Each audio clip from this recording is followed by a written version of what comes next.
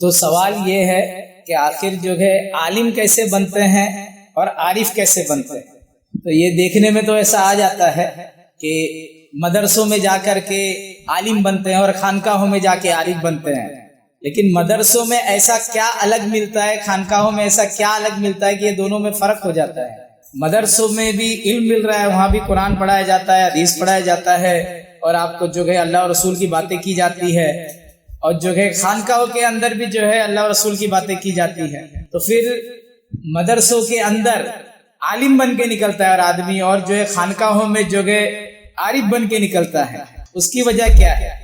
اس کی وجہ یہ ہے کہ مدرسوں میں جو ہے مائنڈ شارپ کیا جاتا ہے، مدرسوں میں جو ہے دماغ کو دھار لگائی جاتی ہے، اور جو طرح طرح سے جو ہے کیسے بات کرنا، کیسے پڑھنا، حرف کیسے پہچاننا، گرامر کیا ہے، یہ کیا ہے، وہ کیا ہے، تمام چیزیں مدرسوں میں پڑھائی جاتی ہے۔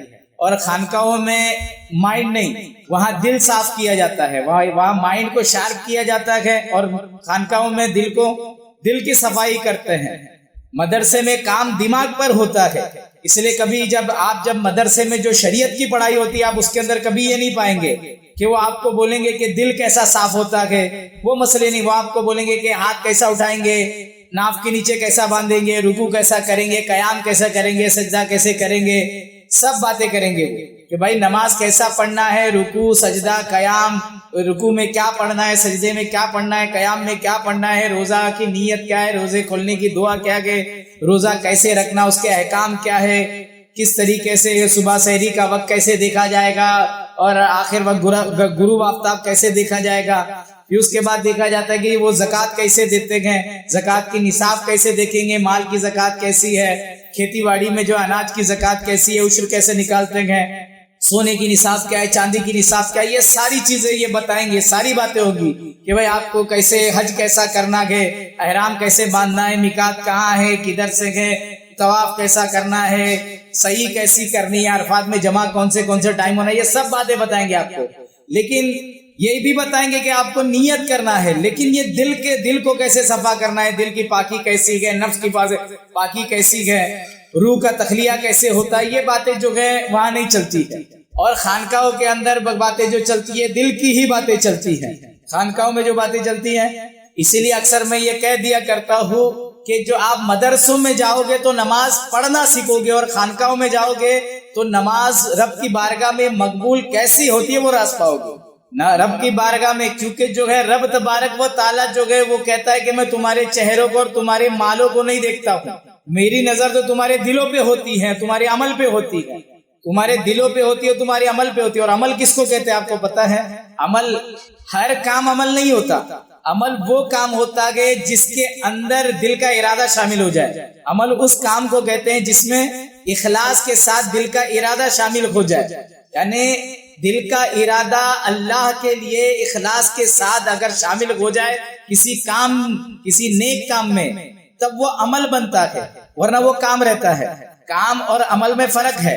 تو اب دل کا ارادہ، اب یہاں بھی دل کا دخل ہے، کسی چیز کے عمل بننے میں بھی دل کا دخل ہے، لیکن دل پر جو ہے کام کہاں ہوتا ہے؟ خانقاہوں میں ہوتا ہے۔ یہ دل پر کام جو ہے یہ جو ہے مدرسوں میں کام نہیں ہوتا، دل پر کام کرتے ہیں خانقاہوں کے اندر۔ اور خانقاہوں کے اندر پھر ہوتا کیا ہے؟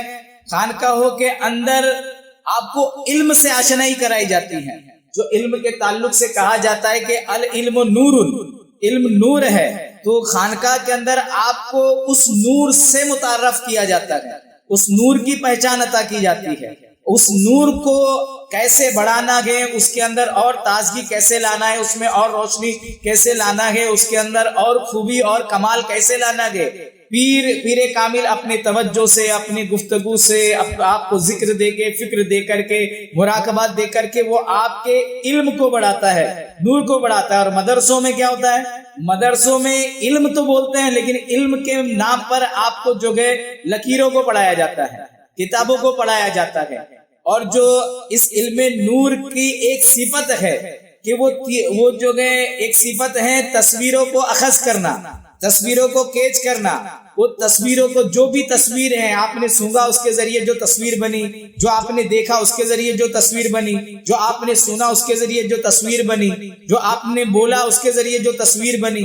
تو یہ جو آپ کے 5 سینس کے ذریعے جو تصویر بنتی ہے، یا آپ کی باطنی سینس کے ذریعے جو تصویر بنتی ہے، ان تصویروں کو ریڈ کرنے، ان تصویروں کی جو ریڈ کی ہوئی جو تصویریں ہیں اس کو علم کہا جاتا ہے. اس لیے اگر علم شریعت میں پوچھے گے علم کیا ہے تو بولیں گے کہ جو عقل میں جو تصویریں بنتی ہیں اس کو علم کہتے ہیں. نہیں، وہ علم ہے، لیکن وہ علم مانا معلومات ہے.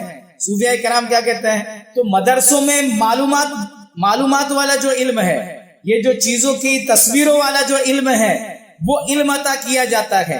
اور یہاں خانقاہوں کے اندر تصویروں والا علم نہیں دیا جاتا ہے، یہاں جو گئے معانی والا علم عطا کیا جاتا ہے، یہاں حقائق والا علم عطا کیا جاتا ہے، یہاں جو گئے اصل الاصول والا علم عطا کیا جاتا ہے، یہاں نور عطا کیا جاتا ہے.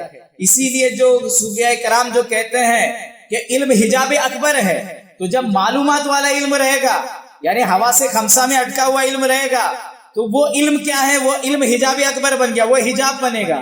لیکن اسی جگہ پہ صوفیاء کرام فرماتے کیا؟ العلم نور، علم نور ہے.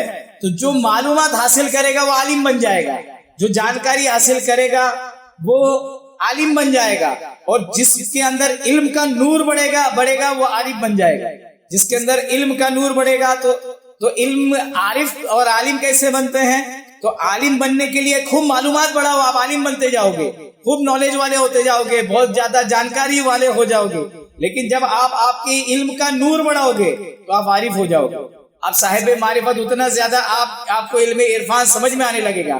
اور جس وقت آپ کا سارا وجود اس العلم و نور کے اندر ڈوب جائے گا تب آپ عارف کامل بن جاؤ گے. تو مولا تبارک و تعالی عارف کسے کہتے ہیں اور عالم کسے کہتے ہیں، اس کو سمجھنے کی توفیق عطا فرمائے.